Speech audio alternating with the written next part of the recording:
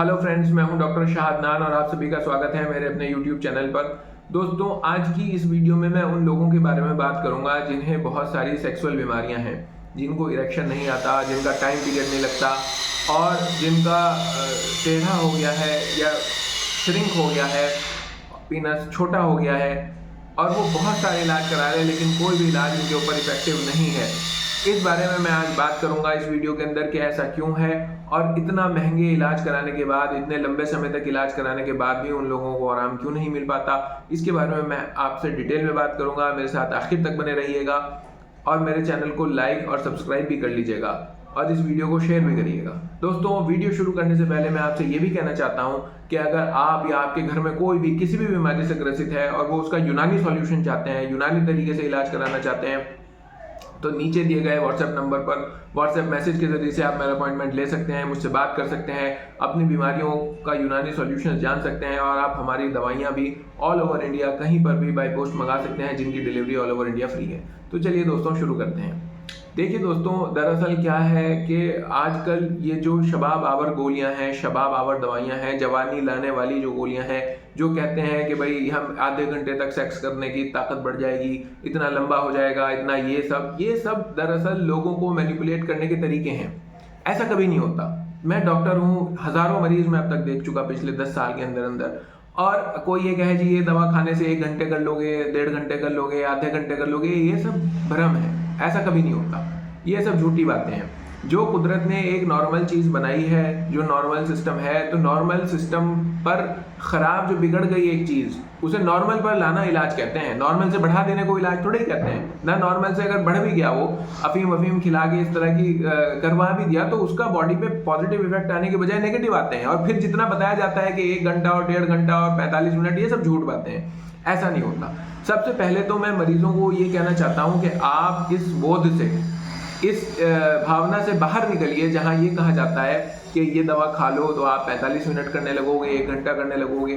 ना ही कोई 45 मिनट करता है, ना ही 45 मिनट करने की ज़रूरत है और ना ही 45 मिनट में कोई लुत्फ ज़्यादा है। कोई ऐसा नहीं है 45 मिनट में ज़्यादा इंजॉयमेंट है। ऐसा नहीं है कि आपकी फीमेल पार्टनर को 45 मिनट करने में बहुत मज़ा आने लगेगा, उनको भी परेशानी होने लगेगी। जो कुदरत ने, नेचर ने निज़ाम बनाया है, उसके अकॉर्डिंग ही सारे काम हो, तो बस वही अटमोस्ट बेस्ट है। तो मैं अपने मरीजों को ये कहना चाहता हूँ, बहुत सारे ऐसे ग्रुपों में वो बैठते हैं जहाँ पर ख़ास तौर से पुरुषों की ये टेंडेंसी है कि वो झूठ बोलते हैं कि हमने तो 1 घंटे कर लिया था, हमने तो 2 घंटे कर लिया था, फला का तो इतना लंबा है। ये सब झूठ बातें हैं। जो आप पोर्नोग्राफी में देखते हैं वो सब स्क्रिप्टेड है, फैब्रिकेटेड है, उसमें भी सच्चाई नहीं होती।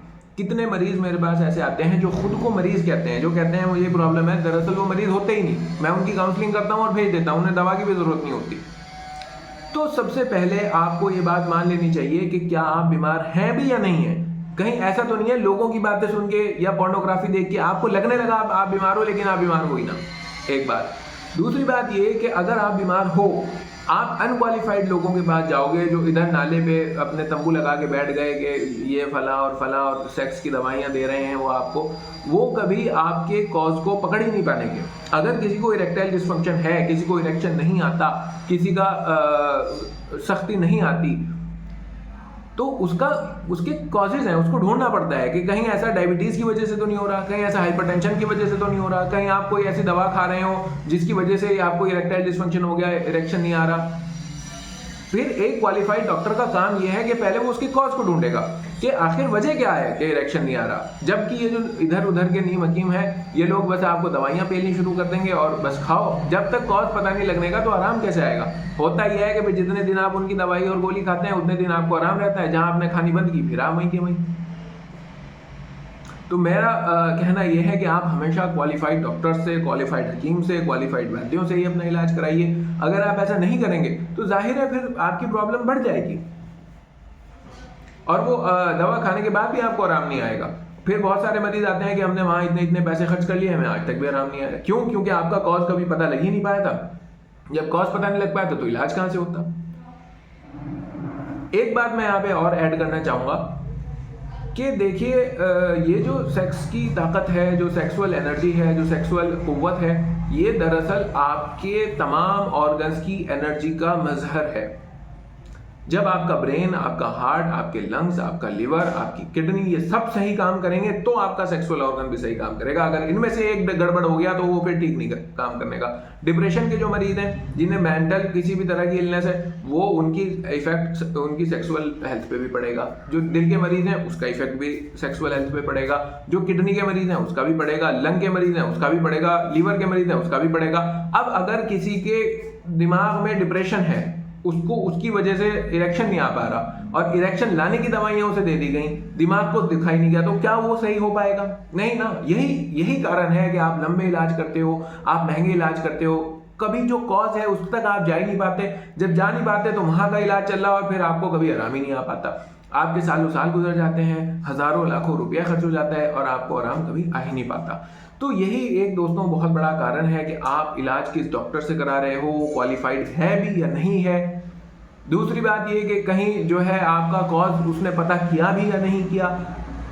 जब तक ये सारी बातें क्लियर ना हो जाएं तब तक आपको कभी मुकम्मल आराम नहीं आएगा। आपको आराम ही तब आएगा जब सही कॉज पता लगेगा। इसके अलावा दोस्तों मैं ये भी कहना चाहता हूँ कि अपने सेहत का ख्याल रखिएगा, अपने खान पान को हमेशा अच्छा रखिएगा, अपने लाइफ में फिजिकल वर्क को बढ़ा दीजिएगा। अगर आपकी ज़िंदगी में फिजिकल वर्क नहीं है, आप कितनी दवाइयाँ खाते रहो, मैं अपनी भी बता रहा हूँ, आप मेरे से दवा मंगा के खा लीजिए, अगर आप खान पान अच्छा नहीं रखेंगे, आप फिजिकल वर्क नहीं करने के, तो बहुत लंबे समय तक आपको आराम नहीं आने का।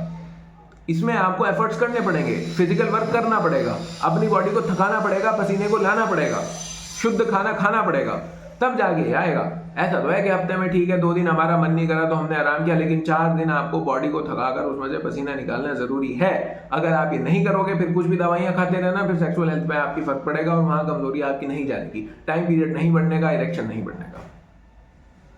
बाकी दोस्तों देखिए, मैं फिर से बात कह दूं कि ये दरअसल जो सेक्स है ये तमाम कुव्वतों का मजहर है। सारे ऑर्गन्स जब अपने पीक पे होंगे तब सेक्सुअल एनर्जी भी पीक पे होगी। तो अपना बहुत ख्याल रखिएगा, अच्छा हेल्दी खाइए पिए, फिजिकल वर्क अपना करते रहिए, और अगर कोई दिक्कत है तो क्वालिफाइड डॉक्टर से मशवरा करिए, क्वालिफाइड डॉक्टर से दवाइयाँ लीजिए जो आपकी कॉज का इलाज करें। बाकी दोस्तों आप इस बारे में क्या सोचते हैं मुझे कमेंट करके ज़रूर बताइएगा, और अगर आप चाहते हैं कि मैं किसी स्पेसिफिक टॉपिक पे वीडियो बनाऊं तो वो भी मुझे ज़रूर बताइएगा, मैं उस पर ज़रूर बनाऊंगा। और अगर आप मुझसे कंसल्टेशन लेना चाहते हैं तो नीचे दिए गए व्हाट्सएप नंबर पर व्हाट्सएप मैसेज के ज़रिए से आप मुझसे कंसल्टेशन ले सकते हैं। और अपना बहुत ख्याल रखिएगा, मिलते हैं नेक्स्ट वीडियो में, तब तक के लिए बाय।